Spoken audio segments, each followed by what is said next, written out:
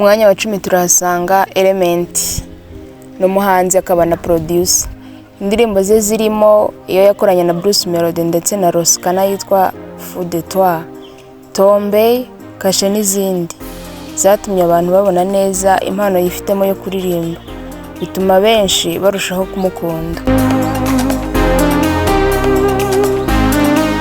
Ku mwanya wa 9 turahasanga Rocky Kimomo, ni umusobanuzi w'amafilime hano mu Rwanda, aho akunzwe n'abatari bake, haba abana bato, urubyiruko ndetse n'abasheshe akanguhe.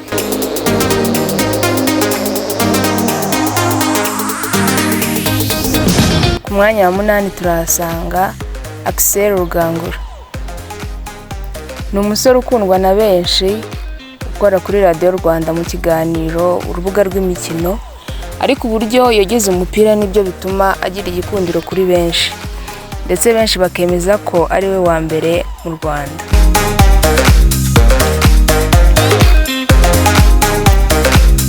Ku mwanya wa 7 turahasanga Roskana, umuhanzi w'umuhanga ufite ijwi ryiza rikundwa na benshi. Mu ndirimbo ze zirimo Fou de Toi, aho yayikoranye na Element ndetse na Bruce Melody, Mami n'izindi.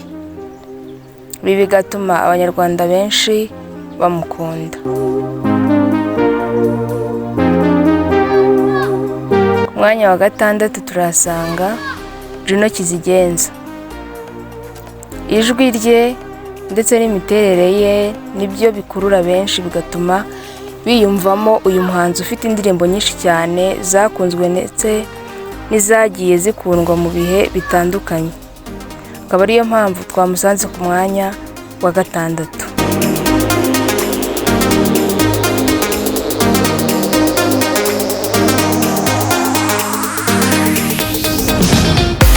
Mbere y'uko twinjira muri top 5, reka mbasaba akantu gatoya no gukora subscribe, like, share and comment, ubundi ukabuteye inkunga iyi channel.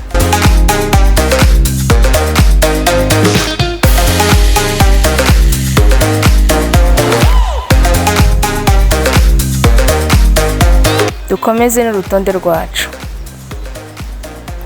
Ku mwanya wa 5 turahasanga Chris Easy, ni umuhanzi nyarwanda ukunzwe cyane kubera uko agaragara, indirimbo ze bigakurura benshi. Ibi bigatuma tumushyira kuri uyu mwanya wa 5. Ku mwanya wa 4 turahasanga Andi Bumuntu, umuhanzi nyarwanda mu minsi yashize akaba yarasezeye kuri radio yitwa Kiss FM, ariko hano icyo tugarukaho ni igikundiro afite mu banyarwanda benshi kubera imiterere ye ndetse n'ijwi rye bikurura benshi cyane igitsina gore.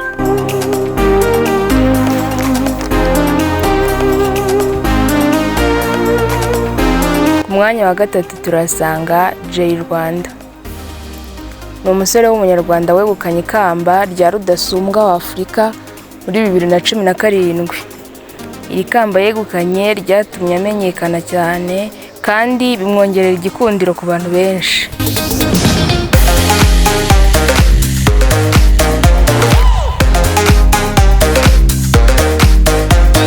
Ku mwanya wa 2 turasanga Muneza Christophe, umuhanzi nyarwanda ufite ijwi ryiza rikundwa na benshi, ndetse n'ubuhanga bugaragarira mu ndirimbo ze utuma yigarurira imitima y'abanyarwanda benshi, ndetse n'imiterere ye ikaba ikundwa n'abatari bake.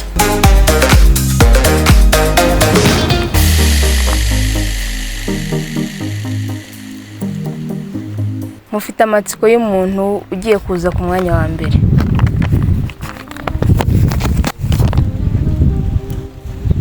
Ku mwanya wa mbere hariho umugabo, ni umuhanzi nyarwanda umaze imyaka itari mike mu muziki, wagiye ugira indirimbo zigakundwa cyane.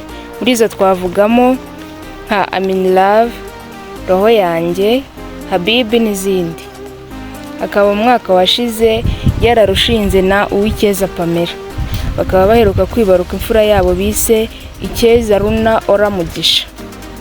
Nubwo yashatse, uyu mugabo afite igikundiro cyinshi mu Banyarwanda bigendeye ku ndirimbo ze ndetse n'uko agaragara.